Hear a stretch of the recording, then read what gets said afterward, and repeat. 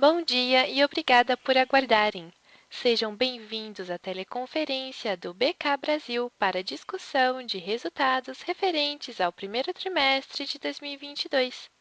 Estão presentes hoje conosco os senhores Yuri Miranda, Gabriel Guimarães, Ariel Gruncaut e o time de Relações com Investidores. Informamos que este evento está sendo gravado e que todos os participantes estarão apenas ouvindo a teleconferência durante a apresentação do BK Brasil. Em seguida, iniciaremos a sessão de perguntas e respostas, quando mais instruções serão fornecidas.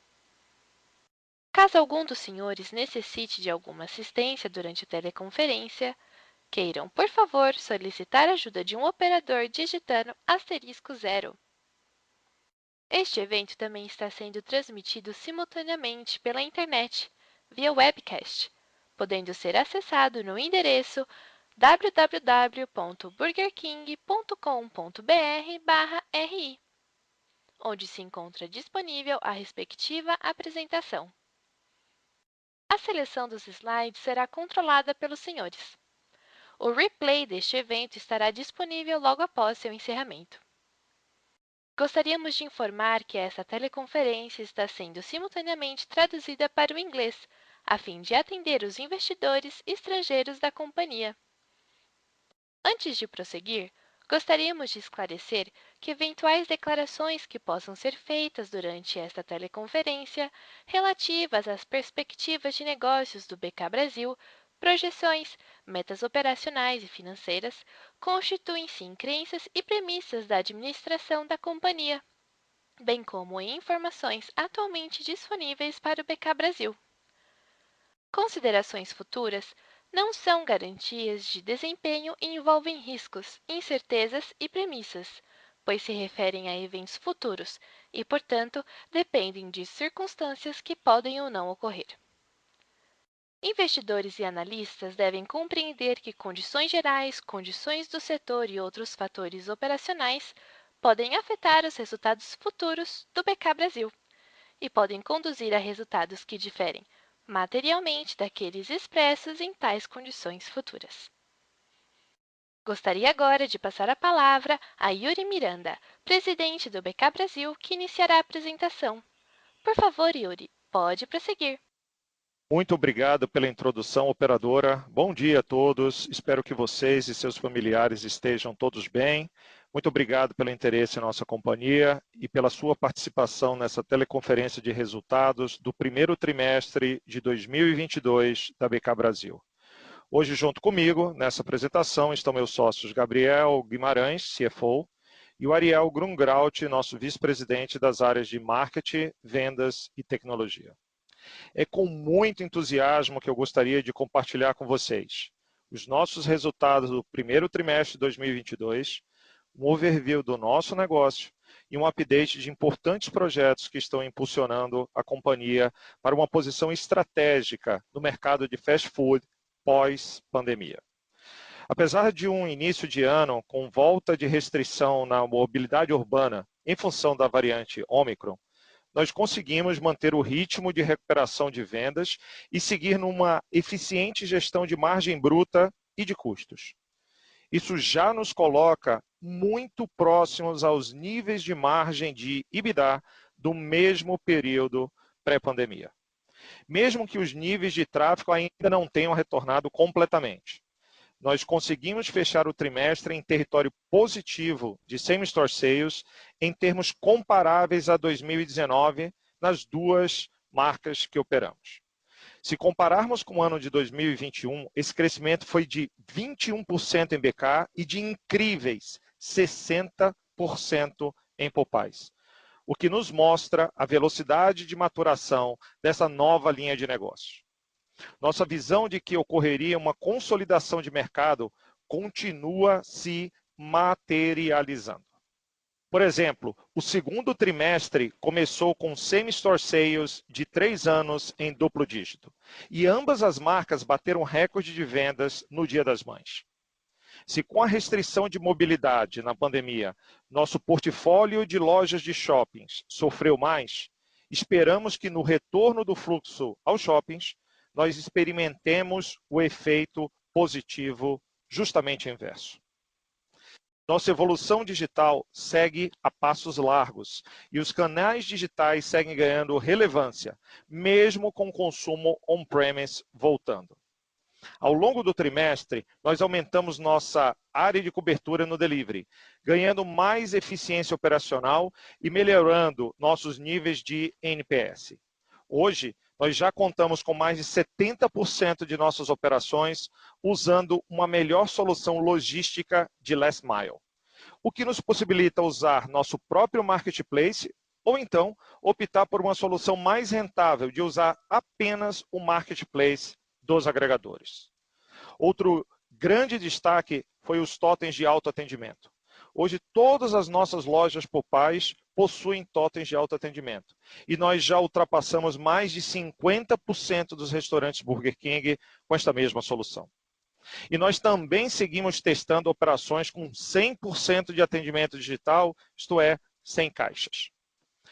O nosso CRM avança rápido e com mais de 30% das vendas identificadas, já nos permite relacionamento customizado com nossos clientes, o que otimiza a receita e melhora a rentabilidade.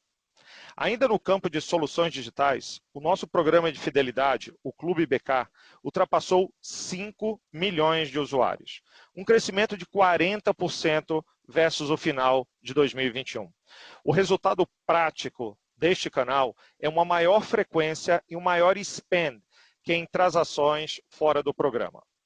O meu sócio e CMTO, Ariel Grungraut, estará conosco na sessão de perguntas e respostas e poderá compartilhar mais sobre a grande evolução que temos feito em digital e tecnologia.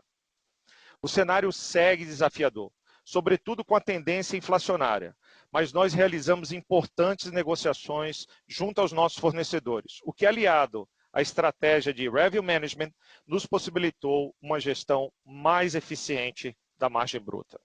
O resultado do trimestre é uma contínua evolução vista nos últimos 3 trimestres e uma diferença significativa versus o mesmo período do ano anterior. Atingimos um EBITDA ajustado de 101 milhões de reais versus um EBITDA negativo de 32 milhões no primeiro trimestre de 2021. E entregamos uma margem EBITDA ajustada de 12,6%, versus uma margem negativa de 5,7% no mesmo período do ano passado. Por fim, e conforme mencionamos em nossa última conferência de resultados, no último ano estabelecemos nossos 16 compromissos de ESG baseado em nossos 3 pilares: nossa comida, nossa pegada e nossa gente. Em linha com essas iniciativas, e através do projeto Arredondar, já doamos quase 4 milhões de reais para educação e combate à fome. E lançamos 2 campanhas incentivando a votação no segundo semestre: Fome pela Democracia e Votação. Eu gostaria, então, de passar a palavra para o meu sócio e CFO, Gabriel Magalhães, para dar mais detalhes sobre a performance da empresa. Gabriel, por favor.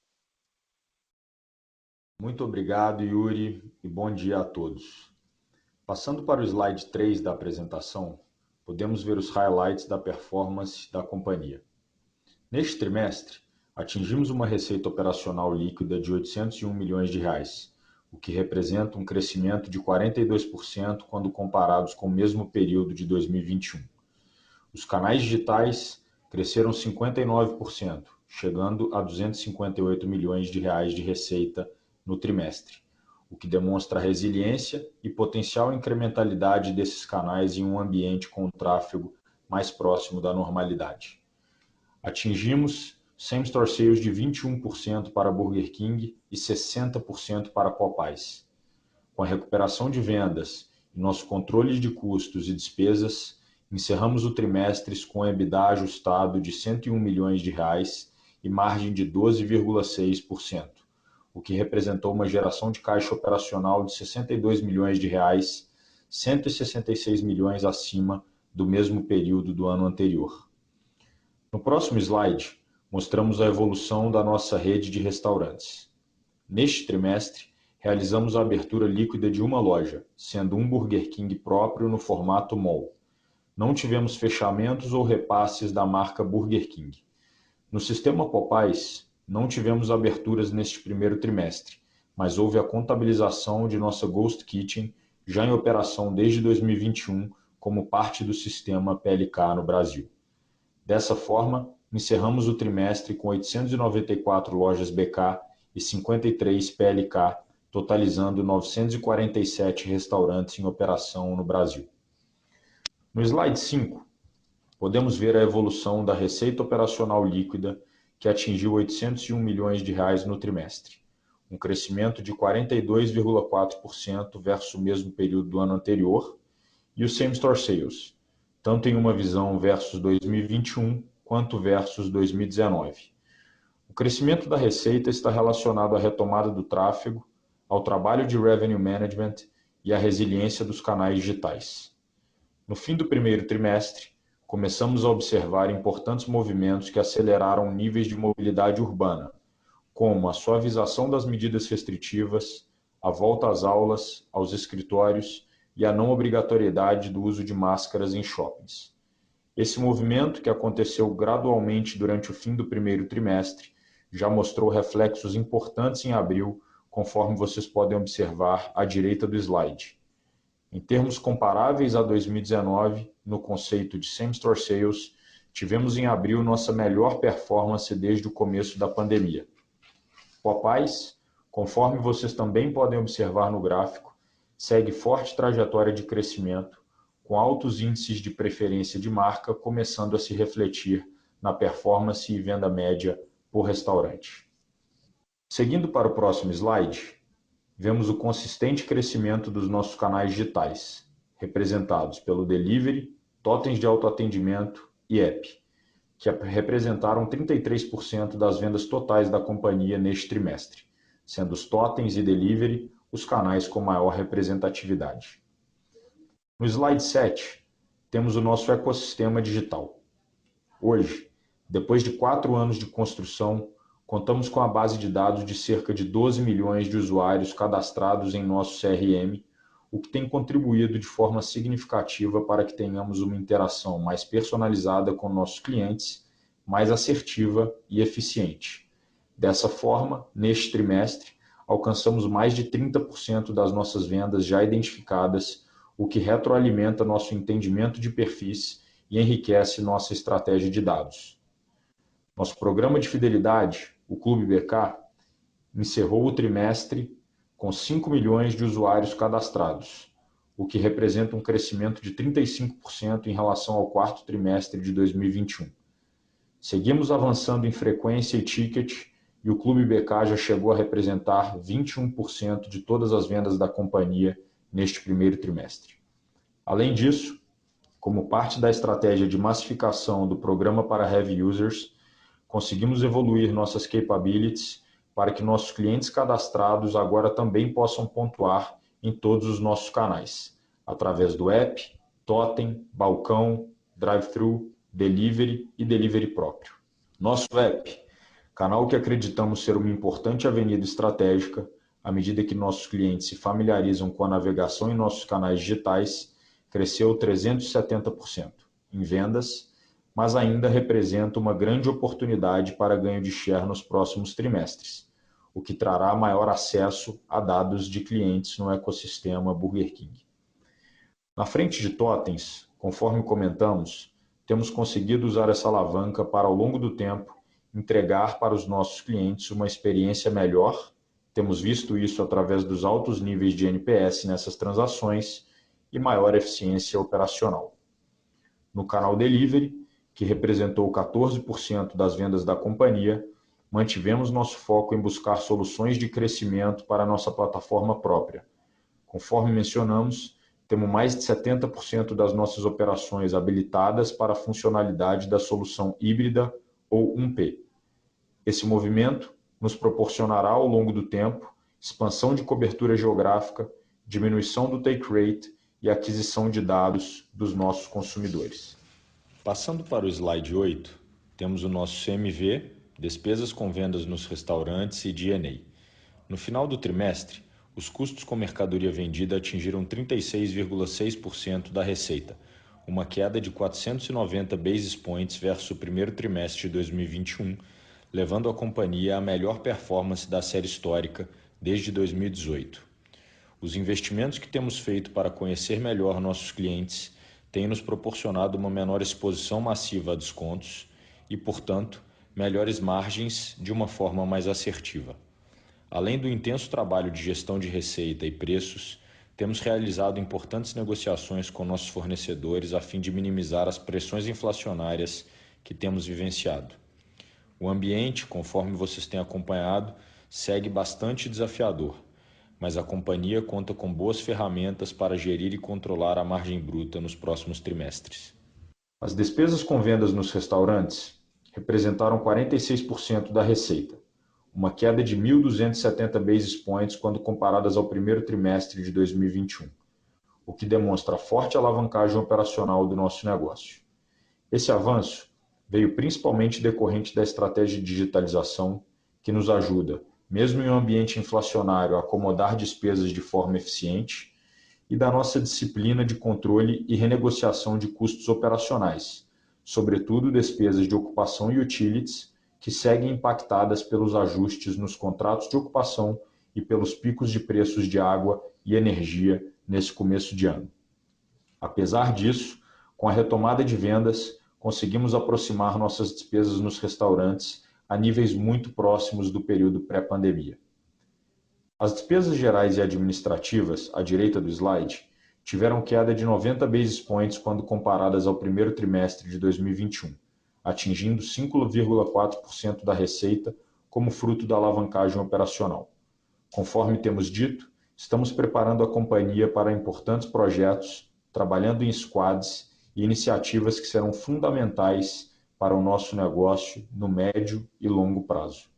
No slide 9, o EBITDA ajustado atingiu R$ 101 milhões, um aumento de 133 milhões quando comparado ao primeiro trimestre de 2021. Esse resultado é mais uma vez decorrente da recuperação de vendas, margem bruta, a nossa disciplina de controles de despesas e a estratégia de digitalização da companhia. Seguindo para a parte central do slide, vemos que o prejuízo da companhia teve melhora de R$ 131 milhões quando comparado ao primeiro trimestre de 2021, fruto do avanço operacional do negócio. À direita do slide, podemos ver que o endividamento bruto total da companhia era de 798 milhões, que combinado a um caixa disponível de 380 milhões, nos levou a uma dívida líquida de 418 milhões, o que reforça a nossa forte estrutura de capital após 2 anos de importantes restrições na geração de caixa operacional. Por fim, e como evento subsequente, em abril desse ano, tivemos a emissão de 350 milhões de reais em uma debênture de série única e com vencimento de 5 anos. Indo para o slide 10, nosso investimento em CAPEX atingiu 60 milhões neste trimestre. Desse montante, 75% foi destinado para o desenvolvimento de restaurantes e manutenção, 20% para tecnologia e 5% para outros importantes projetos corporativos. Seguimos buscando e encontrando boas oportunidades para alocação de capital em projetos com retornos alinhados com a nossa visão de longo prazo. Nosso fluxo de caixa operacional, em decorrência da melhora da atividade operacional e da gestão de capital de giro em um cenário menos volátil, contribuiu para que tivéssemos uma geração de caixa de 62 milhões de reais, 166 milhões melhor que o mesmo período do ano anterior. No slide seguinte, cobriremos algumas frentes ligadas à ESG que avançaram neste trimestre. Yuri, por favor, pode comentar. Obrigado, Gabriel. No último slide, mostramos 3 importantes iniciativas de ASG. No último mês, comemoramos o Dia da Educação. Desde 2018, a companhia é parceira do Movimento Arredondar, que convida os clientes que passam pelo caixa a arredondar o valor da compra para cima e doar os centavos para a educação e combate à fome. Até o final de março, nós arrecadamos e destinamos quase 4 milhões de reais para o projeto. No último mês, também, a companhia deu continuidade a uma conversa que iniciou há anos sobre a importância do voto através das campanhas Votação e Fome de Democracia. Na primeira campanha, chamamos a atenção dos jovens brasileiros sobre a necessidade de tirarem ou regularizarem o documento para votarem nas eleições de 2022. Já a segunda campanha foi em prol do título de eleitor. Os consumidores que apresentaram seus documentos oficiais tiveram acesso a preços especiais em nossos restaurantes. O objetivo era promover a importância do papel cidadão e estimular as pessoas a exercerem seus direitos como eleitores. Com isso, nós finalizamos a nossa apresentação e nós gostaríamos de abrir para perguntas. Operadora, por favor, pode passar para as perguntas. Senhoras e senhores, iniciaremos agora a sessão de perguntas e respostas. Para fazer uma pergunta, por favor, digitem *1. Para retirar a pergunta da lista, digitem *2. A nossa primeira pergunta vem de Gabriel de Sani, BTG. Oi, pessoal, me ouve? Alô? Sim. Sim, Gabriel, estamos ouvindo. Então, pessoal, primeiro, parabenizar pelos resultados. Deixa uma pergunta simples aqui, só tentar entender qual é a estratégia de buyback daqui para frente, ali, principalmente porque depois de um janeiro um pouco mais ativo. Muito obrigado. Fala, bom dia, Gabriel. Obrigado pela pergunta. Cara, conforme a gente comunicou, a gente tem um programa de buyback aberto, aprovado em conselho de administração, são até 16 milhões de shares num intervalo de 12 meses. A companhia já fez um primeiro movimento, conforme vocês puderam acompanhar no disclosure e as ações em tesouraria no balanço desse primeiro trimestre. E a gente vai continuar monitorando o mercado à medida que a gente acredita que hoje existe uma diferença, uma assimetria importante entre os resultados operacionais da companhia e o valor que a empresa está a mercado. Então, à medida que temos uma segurança maior na geração de caixa operacional, principalmente agora com a última captação, a gente deve continuar monitorando e executando o plano de recompra até o fim da janela de buyback aprovado em conselho de administração. Tá claro, muito obrigado. Nossa próxima pergunta vem de Marcela Reccia, Credit Suisse. Oi, Yuri. Oi, Gabriel. Bom dia. Obrigada por tomar minha pergunta. Eu tenho duas perguntas rápidas. A primeira em relação ao Same Store Sales. Você consegue compartilhar um pouquinho com a gente como é que está a composição desse Same Store já acima de 2019 entre ticket e tráfego? E a segunda pergunta é em relação ao plano de expansão. A gente viu nesse primeiro TRI um número reduzido de aberturas. Eu entendo que sazonalmente a gente vê isso se intensificar ao longo do ano, mais para o fim do ano. Mas só para entender um pouquinho como é que está a cabeça de vocês em relação a aberturas para BK e para Popeyes. Muito obrigada. Oi, Marcela, tudo bem? Yuri aqui. Bom, obrigado pelas duas perguntas. Vamos começar então com a parte de vendas, tá? Quando a gente compara versus 2019, né, que a gente ficou ligeiramente acima, apesar das restrições da Omicron ainda em janeiro, a gente ainda vê que esse Same Store Sales ele é majoritariamente de ticket, tá? Com um traffic ainda negativo. Nós estamos falando de um tráfego negativo ainda de uma casa próxima a 20%. Tá? Quando a gente olha em relação a 2021, aí a gente já tem um tráfego positivo, já é um tráfego positivo de double digit, o que mostra que a situação vem se recuperando.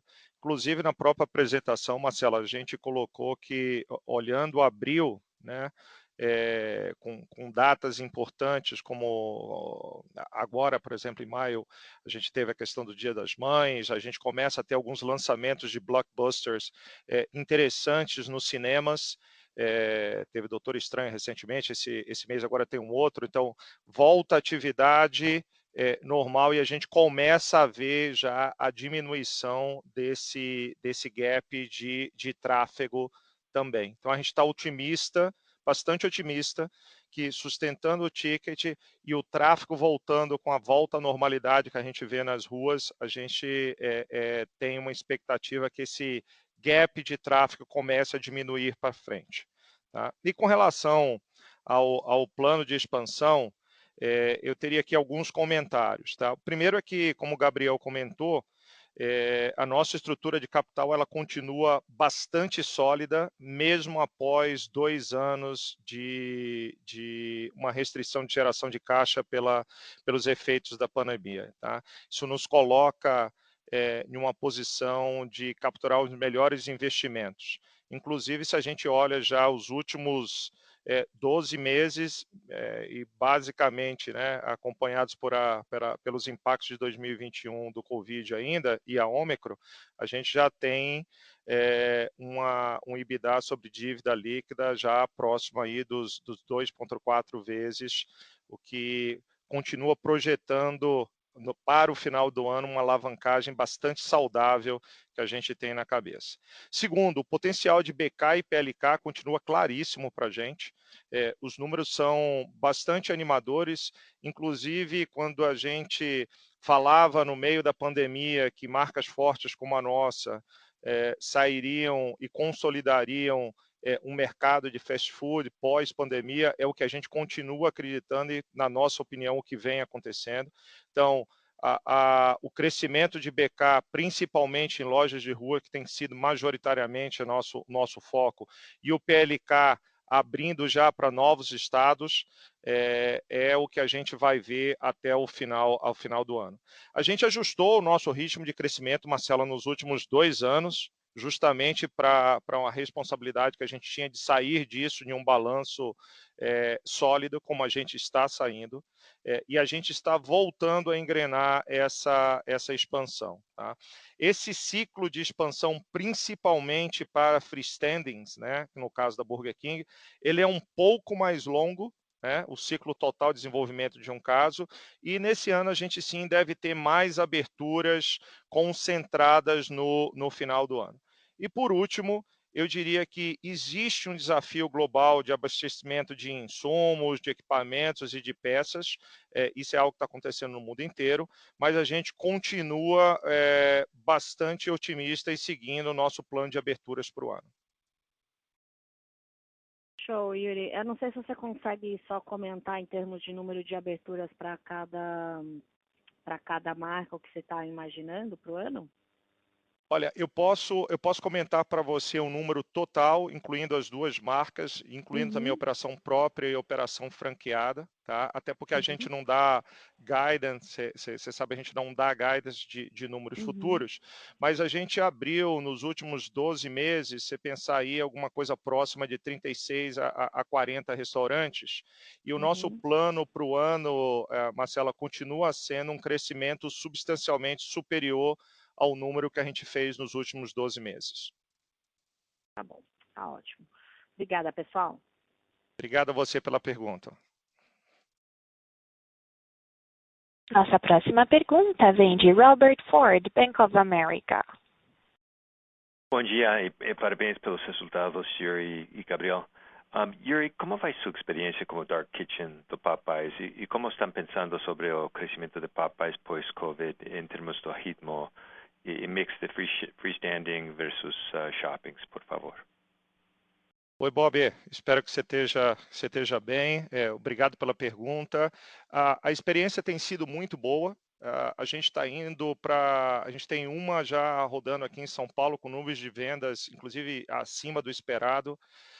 Isso nos encorajou a fazer alguns ajustes de layout, que a gente acredita que ainda tem uma parte de otimização, principalmente da parte de kitchen, já que a gente opera 2 marcas juntas, Bob, para ser feita.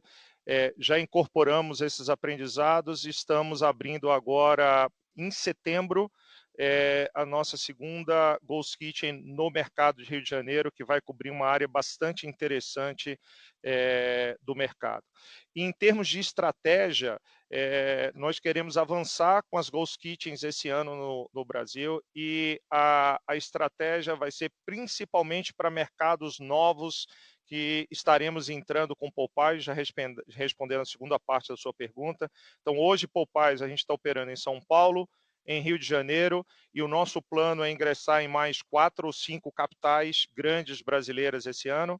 E como parte do plano da Popeyes, nós estamos começando por shoppings, o que é o nosso aprendizado em shoppings Tier 1, como fizemos com o Burger King, como começamos Popeyes aqui em São Paulo, como estamos começando no Rio de Janeiro, e assim a gente vai começar em outras capitais. E juntar a isso em áreas que não estejam cobertas por essa área de influência desses shoppings Tier 1, nós vamos complementar a entrada com Ghost Kitchens.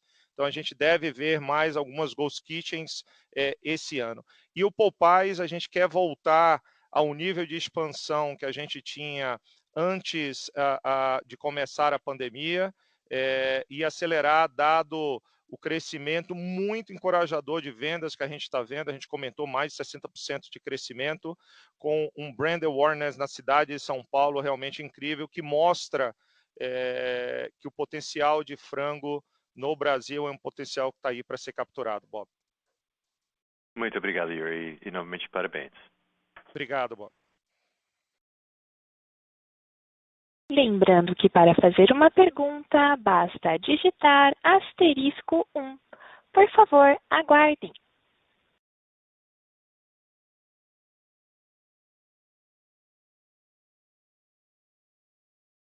Nossa próxima pergunta vem de João Andrade, Bradesco BBI, feita pela webcast. Parabéns pelos resultados e obrigada por pegar minhas perguntas. Como estão enxergando pressão em margem bruta, dada a inflação alimentar? Podemos continuar vendo revenue management e negociações mitigando completamente os potenciais futuros impactos nos custos? Como o delivery tem se comportado em termos de porcentagem das vendas em abril com a forte evolução de SSS? Dada a recuperação da estrutura de capital da companhia, podemos voltar a pensar nas oportunidades de novos segmentos, como pizza? João, obrigado pela pergunta. Eu vou dividir essa resposta em 3 partes, até porque eu tenho 2 sócios aqui também que contribuíram bastante junto com o time para o resultado de margem bruta que a gente compartilhou com vocês, e são os 2 principais responsáveis, tanto o Gabriel na estratégia que ele tem feito de negociação com os nossos fornecedores, quanto o Ariel na política e no revenue management que você comentou em sua pergunta. Eu vou deixar essa parte então para eles comentarem, e eu vou comentar primeiro a parte que você mencionou sobre pizza. Tá? Nós estamos focados neste momento na recuperação das 2 marcas e capturar, como a gente sempre disse, o potencial de consolidação do mercado de fast food. E eu acho que os números estão mostrando que todo o trabalho, João, que nós fizemos nesses últimos 2 anos, principalmente no avanço de digital, tá? E desenvolvimento de novos formatos, o avanço com a freestanding, o início startup da marca Popeyes, que tem 3 anos, dos quais 2 sob pandemia, e já tem um brand awareness e um crescimento impressionante desse. Então, nós temos nesse momento bastante coisa no nosso prato, tá? Para capturar essa volta pós-Covid. Então, estamos 100% focados na recuperação. Eu acho que os resultados mostram isso pelo 3º trimestre consecutivo. Então, a minha resposta é: o foco da companhia neste momento é isso. Nós nos transformamos em um grande operador de restaurantes de fast food. Então, para o futuro, se alguma oportunidade, incluindo o mercado de pizza, voltar à mesa e for um bom negócio para a nossa companhia, para os nossos acionistas, nós voltaremos a discutir o assunto. Neste momento, o que eu posso dizer para você é que nosso foco está voltado para continuar entregando os bons resultados e o otimismo que a gente enxerga para frente. Com isso, eu vou passar a resposta primeiro para o Gabriel e depois para o Ariel, sobre o que a gente tem feito com relação à margem e vendas e como a gente enxerga isso para frente. Gabriel. Fala, João. Bom dia. Cara, basicamente a gente quebra essa gestão da margem bruta em 3 pilares principais, né? O que vem sendo feito na estratégia de CRM, o que vem sendo feito na estratégia de revenue management e na política de renegociação com grandes fornecedores, né?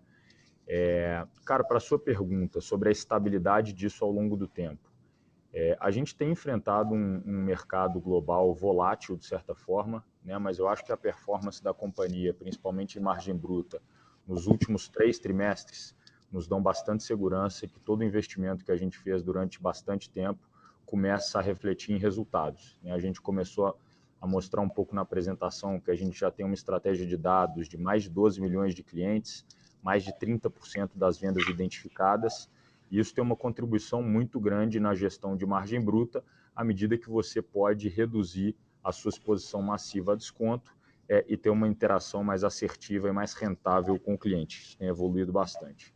Além disso, acho que vocês acompanharam os repasses de preços que foram feitos. A gente saiu do início da pandemia de uma estratégia de 2 por 15 para outra estratégia de portfólio atual, de forma que a gente não perdesse competitividade e market share, mas que a gente também tivesse um viés de controle de margem bruta efetivo.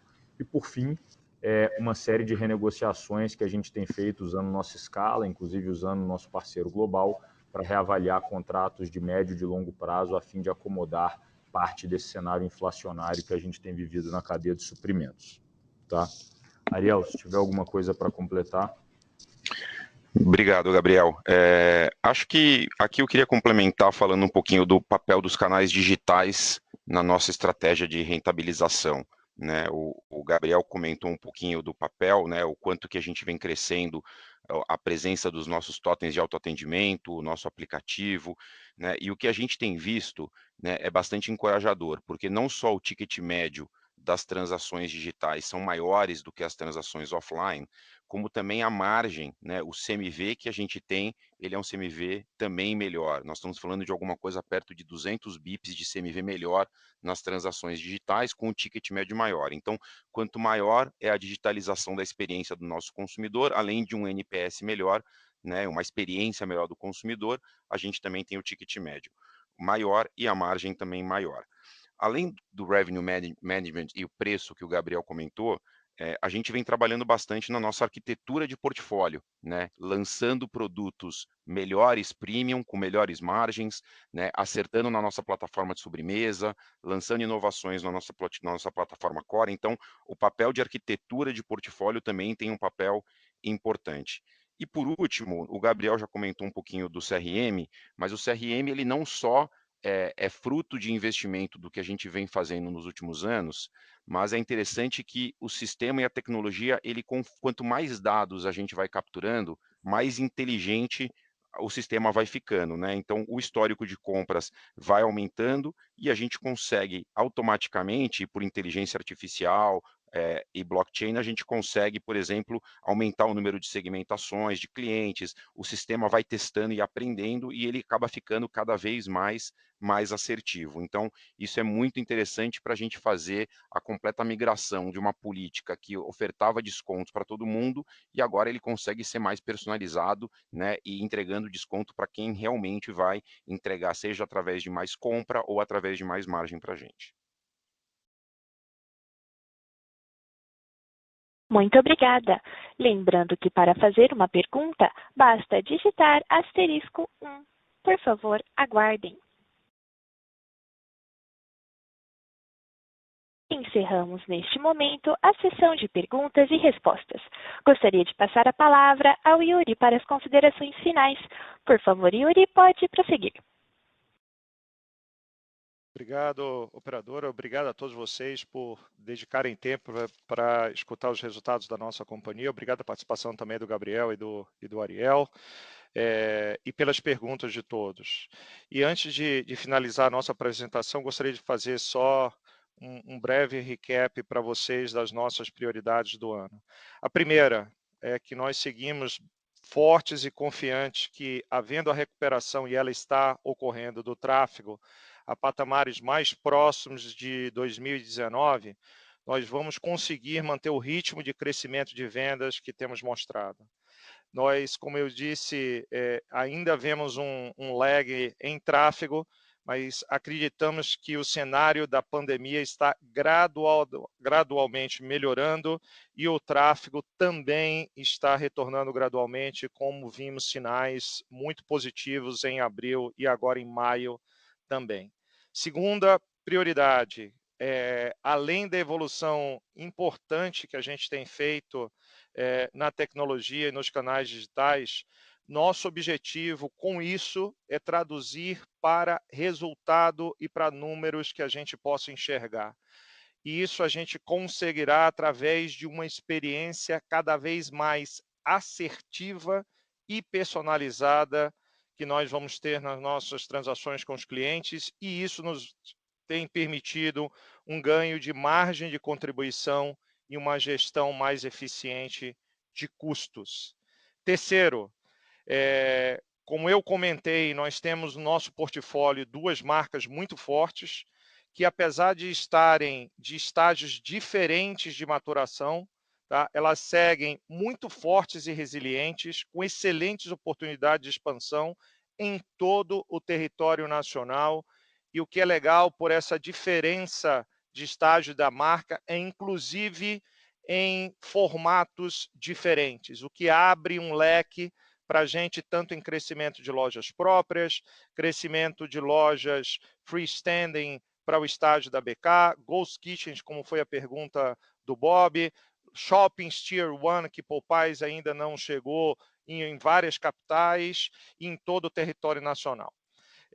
A gente segue confiante no crescimento, muito atento a formas de maximizar o retorno dos nossos investimentos, seja por aumento de vendas, seja por otimização do CAPEX a ser investido nos nossos restaurantes, ou seja por boas negociações em custo de ocupação. Nós vemos uma boa oportunidade de crescimento, mas aliada a ela, nós queremos, junto ao crescimento, trazer rentabilidade aos nossos investimentos. E com isso, eu gostaria de encerrar o nosso call de hoje, agradecendo a todos a participação, a pergunta e colocando o nosso time de RI e a nós mesmos à disposição, caso vocês tenham qualquer dúvida adicional. Um abraço a todos, fiquem seguros e que tenham um bom dia. A audioconferência do BK Brasil está encerrada. Agradecemos a participação de todos. Tenham uma boa tarde e obrigada por usarem a Chorus Call.